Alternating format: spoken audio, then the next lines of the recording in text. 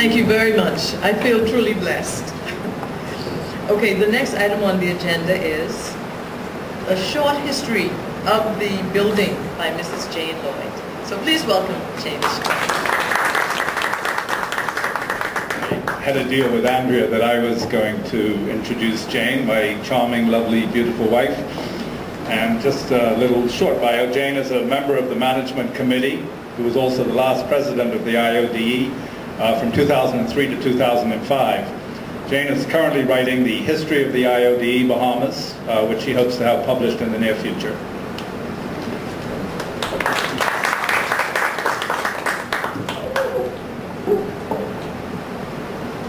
Thank you. Good evening, everyone. If any of you were fortunate enough to be here recently for the presentation given by Mr. Ivan James on the history of the Hobby Horse Hall racetrack, you will, like me, have been overwhelmed, literally. Thank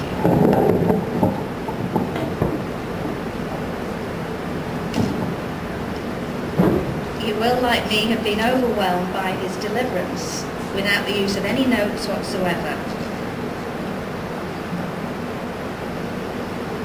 We'll get there eventually. That's a bit funny. Well, much as I'd like to emulate his presentation, I'm afraid I'll be sticking to my notes. As mentioned by Chris, I'm currently writing the history of the IODE Bahamas from 1901 to 2005, and this is just a portion of the information I've been able to assemble in order to give you some background on the history of this building known as the IODE headquarters. The Imperial Order Daughters of the Empire, IODE, was started in Canada in 1900, and a year later in 1901 the IODE Bahamas was formed.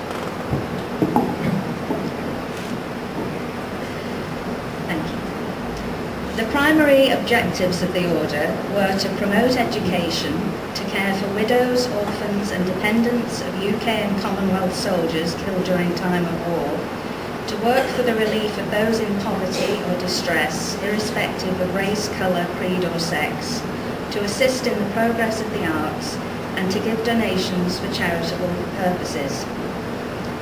During the 1914 to 1918 Great War, the Order worked under the Geneva Red Cross Convention and ran a sailors' canteen in the old Alpha Hotel on Frederick Street, providing hospitality and refreshments to visiting naval ships. They worked hard to make garments to send not only to servicemen back in England, but also to the Bahamas contingent of the British West India Regiment. The IODE ensured that every one of the 222 men of the three contingents received care packages and also arranged for presents to be sent at Christmas time. During those early years, the IODE would hold meetings in their own homes or in the hall of St Andrew's Kirk. At that time, there were very few suitable meeting rooms available to the Order or to the community as a whole, and so the members decided that their own building wasn't just a necessity for their work, but it would also be a great asset to the community. And so in 1935, a committee was actually formed for the headquarters building fund, under the leadership of one of the Order's most capable and devoted members, Mrs. Marion Collins, wife of Mr. Ralph G. Collins. An account was opened at the Royal Bank of Canada, and members voted to increase their annual subscription fees to 4 shillings per year, in order that the extra money could go towards their building fund. The fund was also renamed the Coronation Building Fund to commemorate the coronation of King George VI. In 1939, Mrs. Collins explained to members that the property on the corner of Union and Shirley Street, known as the Weech property, had been purchased for £1,350. The original drawings for the building, shown here, were drawn by Mr. William Castle and consisted of a chapter room, dining hall, kitchen and pantry, with a theatre to be added later. The committee borrowed £3,000 at 3% interest in order to start the building works. However, with the outbreak of the Second World War that same year, It was felt by the majority of members that it would be unwise to start the building at a time of so much uncertainty, and so the building fund was put on hold.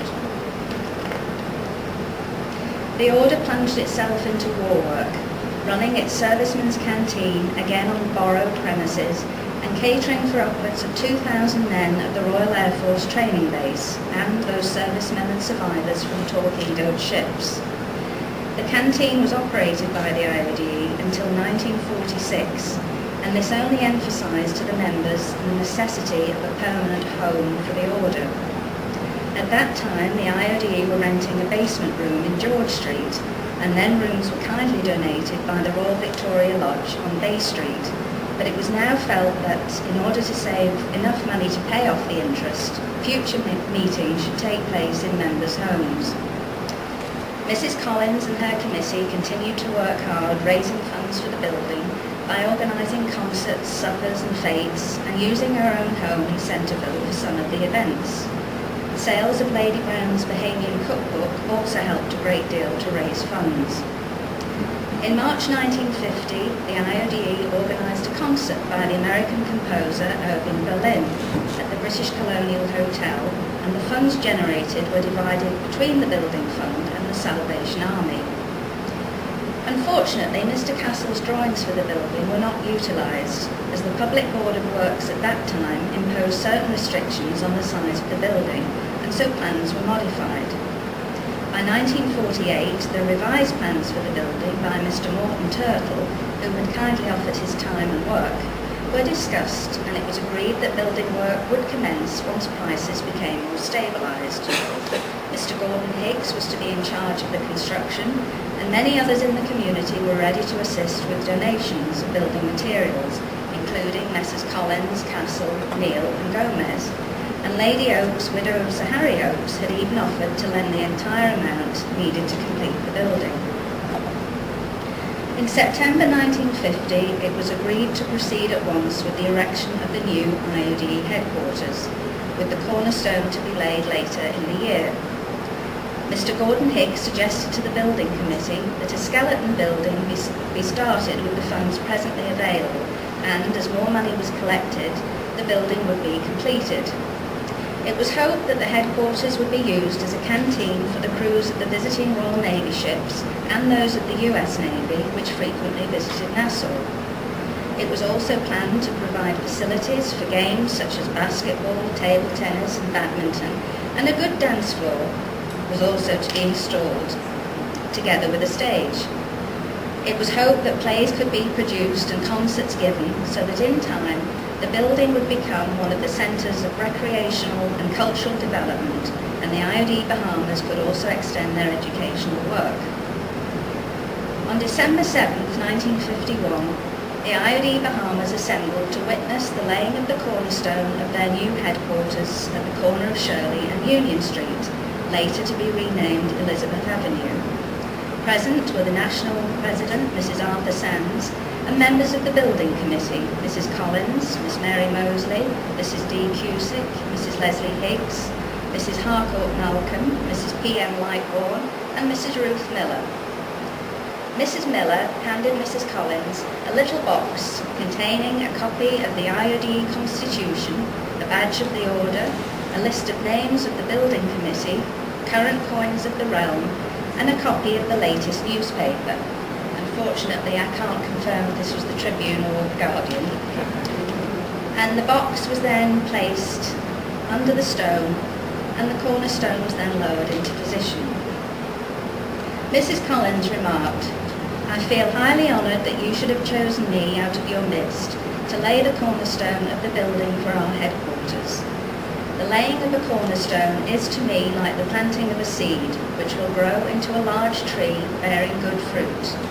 This building represents that tree, and within its walls good work will be done by the daughters, which will bear good fruit to their credit and to the benefit and welfare of this colony and our empire." This photograph shows Mrs. Collins laying the cornerstone, and also with fellow IODE members, Mrs. Sands, Mrs. Cusick, Mrs. Lightbourne and Miss Mary Mosley. Fundraising continued throughout 1951, And finally, on Wednesday 12th of March 1952, the new headquarters of the IODE Bahamas was officially opened, fulfilling their 15-year-old dream. During the opening ceremony, National President Mrs. Arthur Sands said that although our joy in the completion of our headquarters is overshadowed by the sudden passing of King George VI, we still have great happiness in our young Queen Elizabeth II, and it is to her service that we now dedicate this building. During our beautiful prayer, we repeated the words, "We praise thee for the blessings of our home.